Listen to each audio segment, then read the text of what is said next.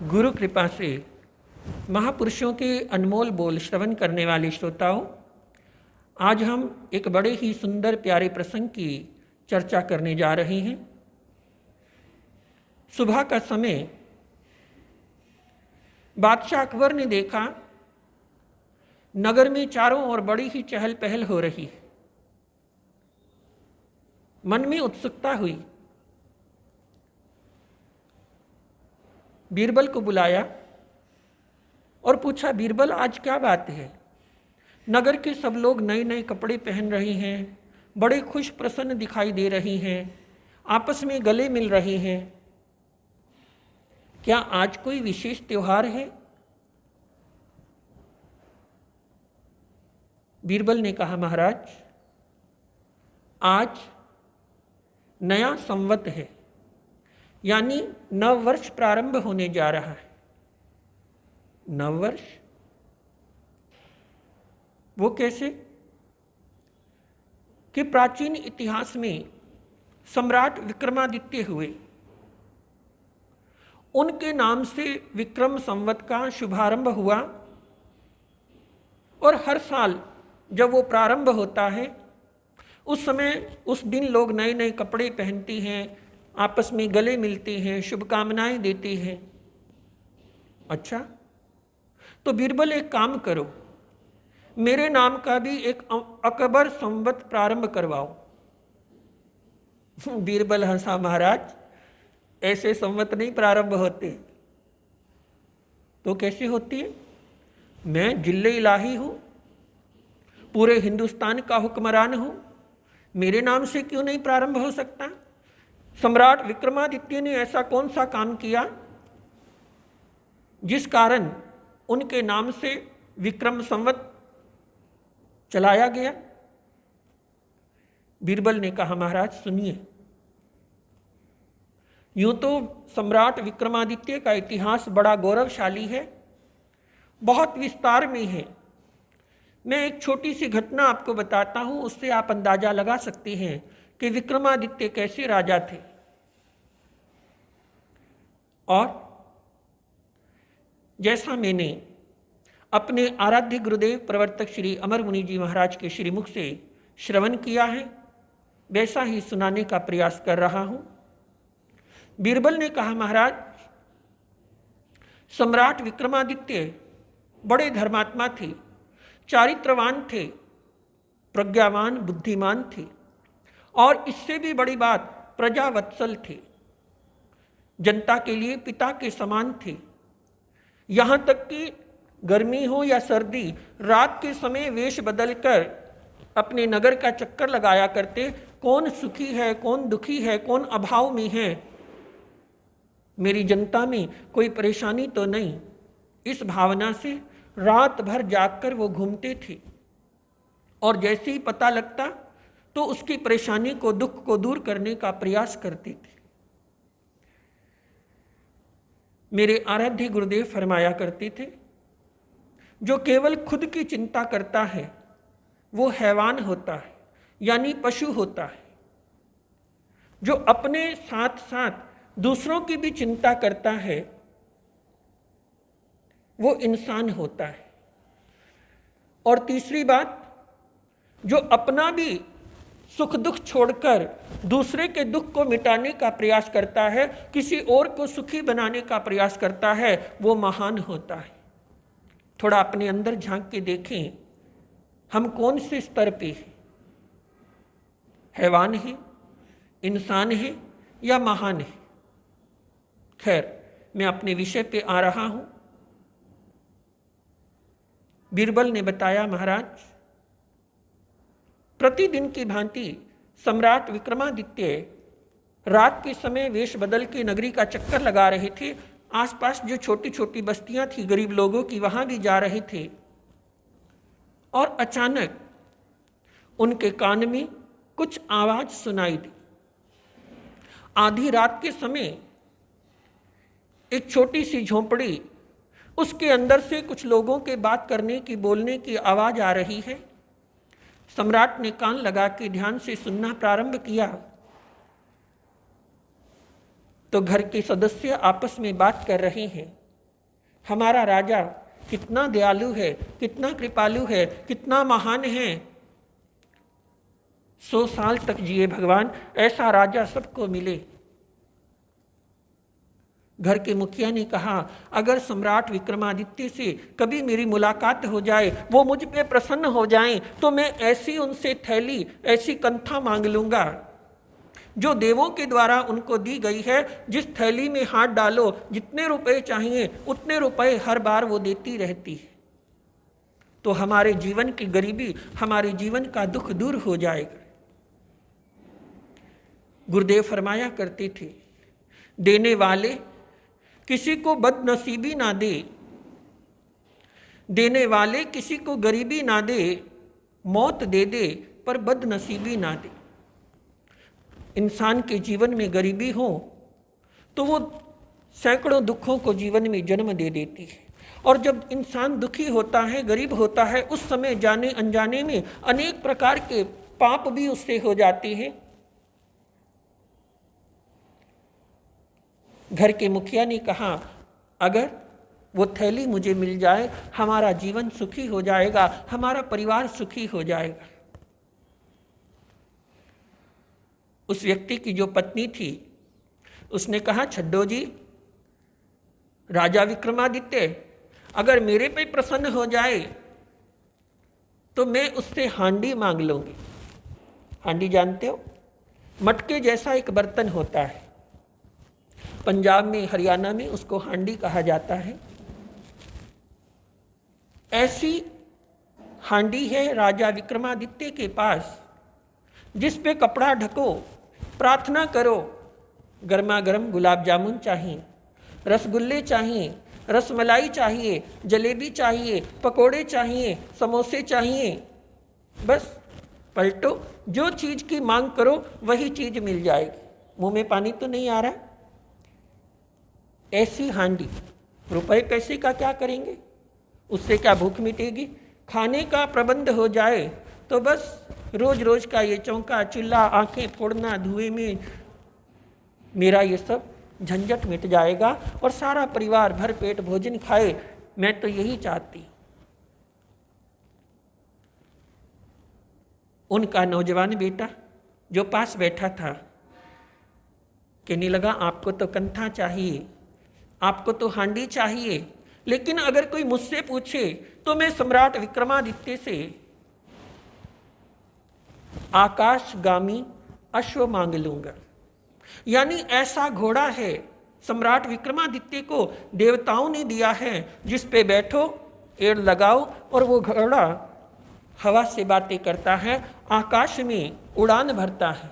तो मैं अलग अलग देशों में जाऊंगा, वहां की सैर करूंगा, वहां की यात्राएं करूंगा। किसी शायर ने बड़ी सुंदर बात कही है, जीवन में जब तक जवानी है तब तक पूरे संसार का भ्रमण करो, यात्राएं करो, अलग अलग देशों की संस्कृति को, सभ्यताओं को करीब से देखने का मौका मिलेगा, सीखने का मौका मिलेगा।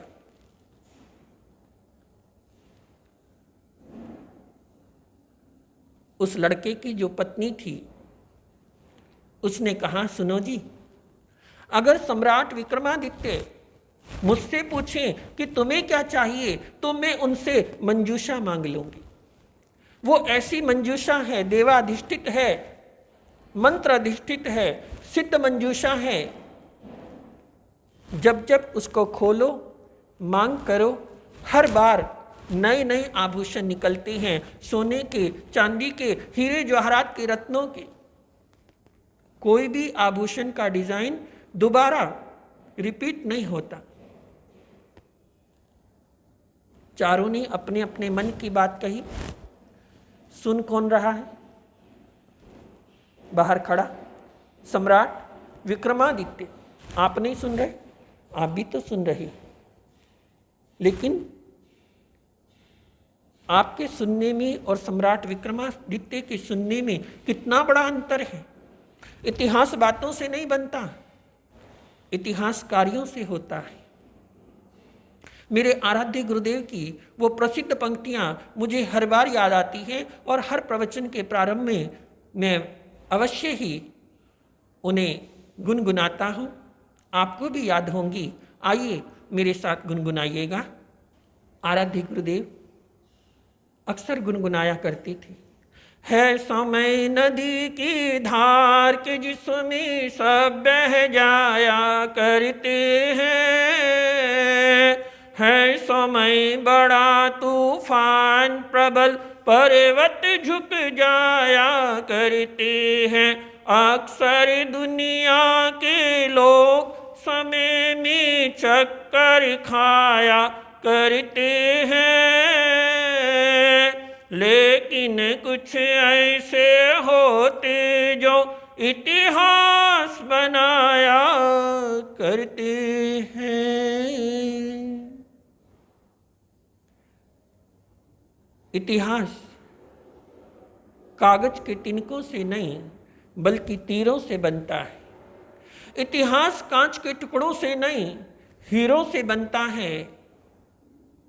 युग परिवर्तन की दुहाई देने वालों, इतिहास बातों से नहीं शूरवीरों से बनता है।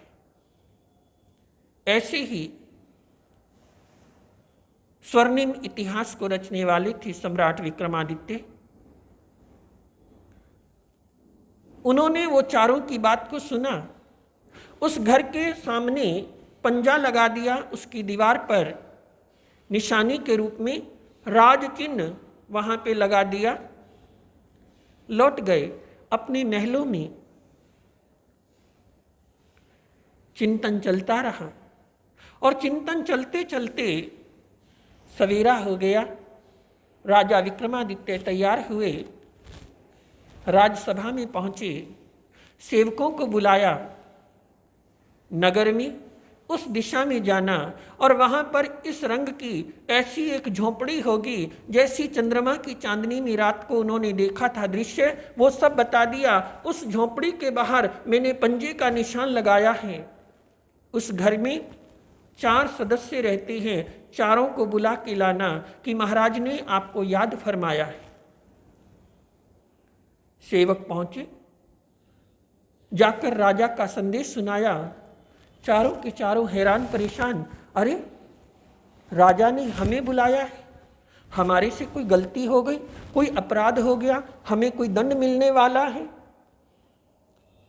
लेकिन कर भी क्या सकती, पहरेदार खड़े हैं, कह रही हैं जल्दी चलिए, आपको राजा ने फौरन बुलाया है। चारों के चारों आकुल व्याकुल हैं, दुविधा में हैं, अनेक प्रकार की चिंताएं उनके दिमाग में आ रही। चलते चलते जैसे तैसे आखिर दरबार में पहुंचे, जाके प्रणाम किया, नमस्कार किया। राजन, हमसे कोई भूल हो गई, अपराध हो गया। सम्राट विक्रमादित्य मुस्कुराए, नहीं नहीं, मैंने ऐसा कब कहा, आप निश्चिंत हो जाएं, आपसे कोई अपराध नहीं हुआ है। तो हमें दरबार में बुलाने का औचित्य सुनिए। कल रात को आप अपने घर में बैठकर चारों जन क्या बात कर रहे थे?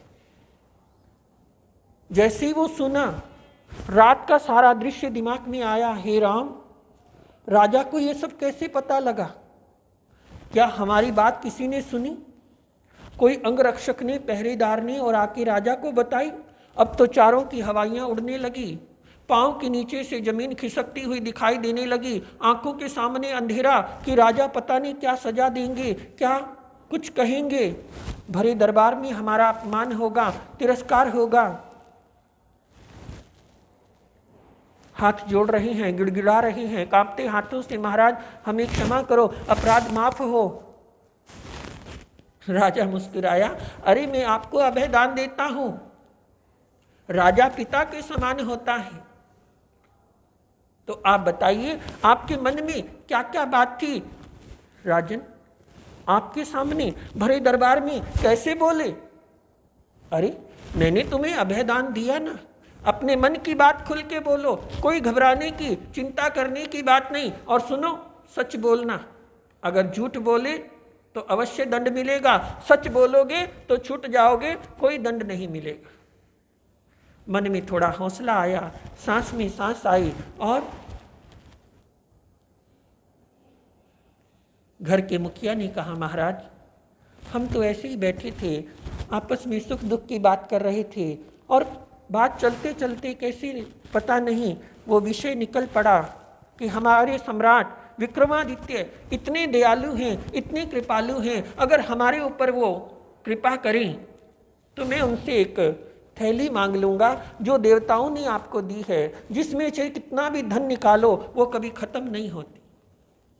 ध्यान से सुनना, हो सकता है बात थोड़ी लंबी हो जाए, बीच में छोड़ के मत जाना, आपके काम की बात है, आपको प्रेरणा देने जैसी बात है।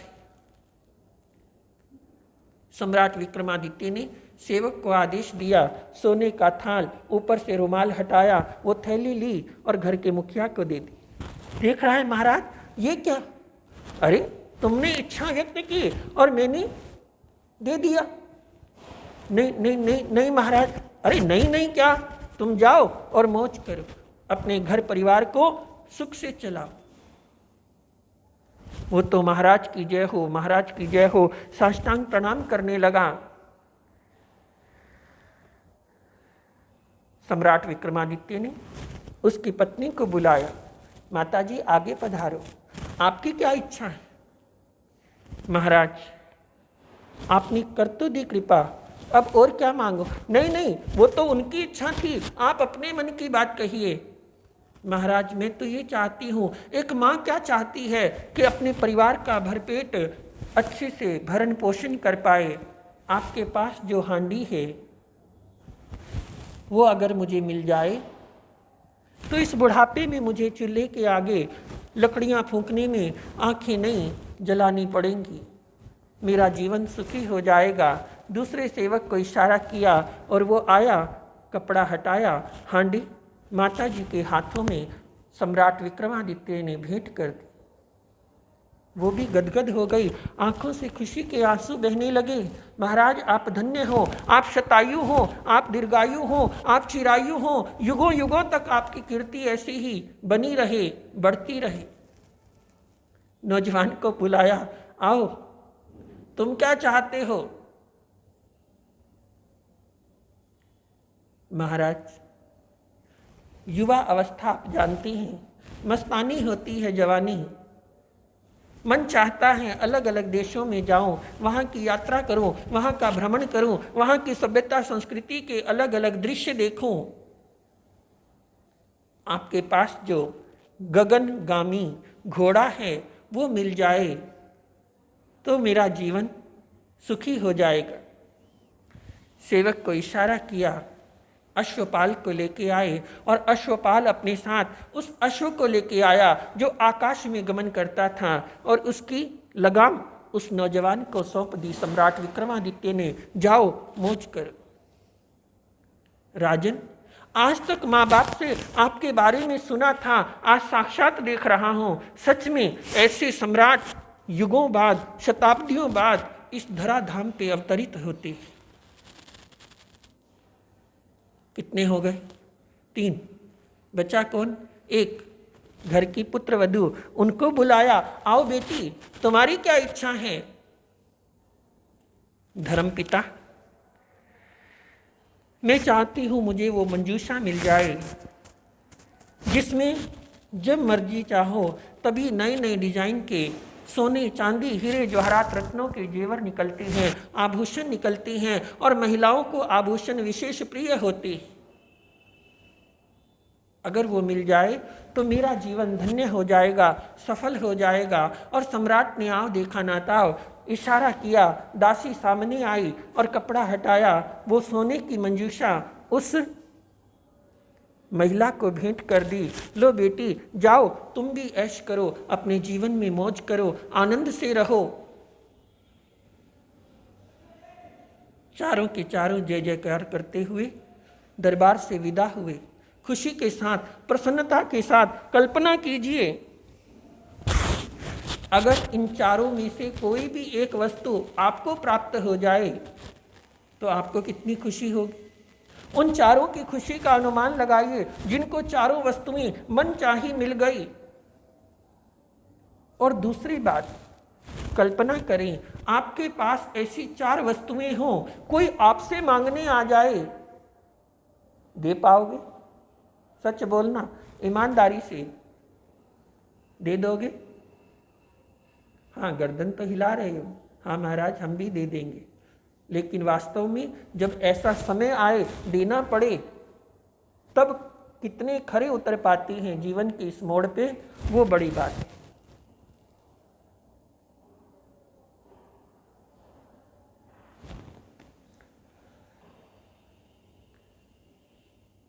आप कहोगे महाराज अगर हमारे पास भी ऐसी वस्तुएं हों हम भी कर देंगे दान।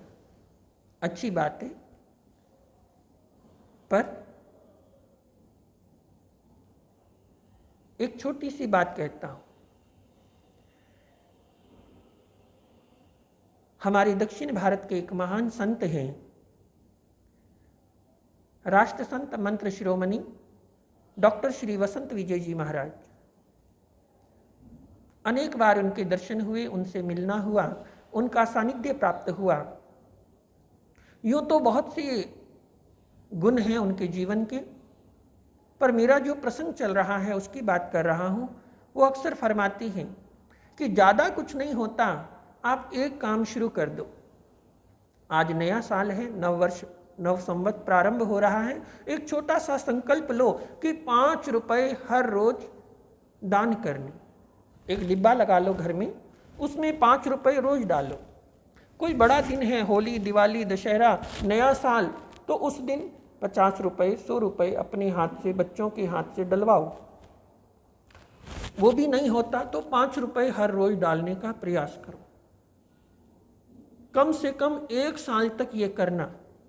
और जब वो पैसा इकट्ठा हो जाए, आपके घर में, नगर गांव में, शहर में कोई भी काम करने वाला भाई हो, कोई भी ऐसी संस्था हो, सरकारी हॉस्पिटल है, सरकारी स्कूल है, कोई बीमार है, कोई ज़रूरतमंद विद्यार्थी है, किसी की पढ़ाई में, किसी की दवाई में, या कोई भी जन कल्याण में, गौ सेवा में, जीव दया में, जहां आपका मन माने कि मेरे पैसे का यहाँ सदुपयोग होगा। 1 साल के बाद आपका जन्मदिन हो, एनिवर्सरी हो, माता पिता का कोई विशेष शुभ दिन हो, बड़ा दिन हो, उस दिन उस पैसे को वहाँ पर जाके दान में विनियोग करें और आप देखेंगे धीरे धीरे जीवन में चमत्कार होना शुरू हो जाएगा। मेरे दादा गुरुदेव भंडारी श्री पदम चंद्र जी महाराज साहब, वो अक्सर फरमाया करते थे। कुछ लोग कहते हैं महाराज काम धंधा नहीं चलता, ठंडा है, मंदा है, एक काम करना, छोटा सा टोटका है, बड़े महापुरुषों का बताया हुआ कि साल भर की जो भी कमाई हो, खर्चा निकाल के, लागत निकाल कर जो भी प्रॉफिट बचे उसमें से 10% दान करना। कहीं भी करो, ऐसा नहीं कि हमारे पास आके करो, जहां आपका मन माने वहां जाके करो।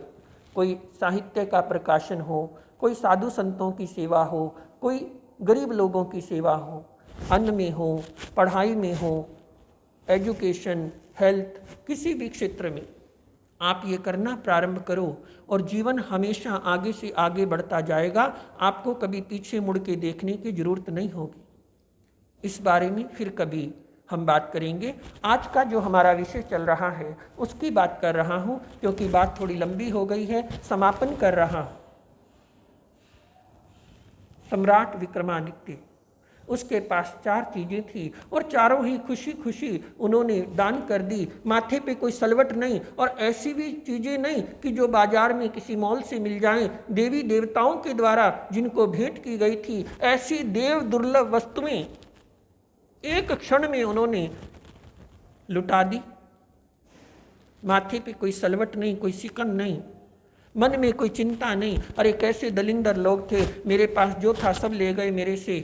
नहीं, अपनी खुशी से कि संसार में आए हैं, लेके क्या जाना है, जो मिला है सब यहीं छोड़ के जाना है, अपने हाथ से दे जाएंगे तो वो सदकर्म कहलाएगा। फिर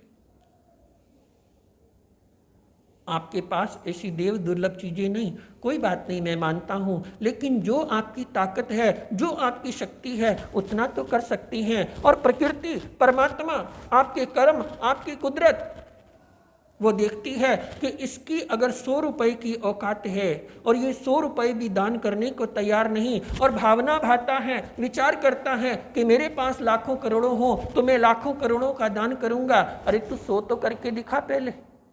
100 भी छोड़ो, मैंने तो 5 कहा है। 5 रुपए का तो हर रोज दान निकालो और उसको सदकर्म में लगाओ। हम संसार से, प्रकृति से कितना कुछ लेते हैं जीवन भर में, खाने का हो, पहनने का हो, अन्य सुख सुविधाओं के साधन हो, तो कुछ ना कुछ देने का प्रयास करें। और जैसे जैसे आप देते हैं वैसे वैसे जीवन में बढ़ता चला जाता है। बीरबल ने कहा, महाराज सुना आपने, सम्राट विक्रमादित्य, उनके नाम का संवत, दुनिया ऐसे ही किसी के नाम का संवत नहीं चलाती, दुनिया ऐसे ही किसी को याद नहीं करती। उसके लिए इतिहास का निर्माण करना होता है, उसके लिए बलिदान देना होता है, उसके लिए कुर्बानियां देनी पड़ती हैं। बादशाह अकबर ने सुना, उनके भी हाथ जुड़ गए, मस्तक झुक गया। वास्तव में धन्य है सम्राट विक्रमादित्य, धन्य है उनकी दानवीरता, धन्य है उनका जीवन, धन्य है उनके सद्गुण। तो आज विक्रम संवत 2081 प्रारंभ होने जा रहा है। दिन मंगलवार है। आज से लेकर आने वाले 1 वर्ष तक हो सके तो ओम नमो सिद्धानम, ओम नमो सिद्धानम, ओम नमो सिद्धानम, इसकी 1 माला फेरने का प्रयास करें। गुरु कृपा से आनंद, मंगल, सुख, शांति रहे। नववर्ष आप सभी के लिए शुभकारी, लाभकारी, मंगलकारी, कल्याणकारी बने। इन्हीं मंगल भावनाओं के साथ ओम शांति। जय गुरुदेव।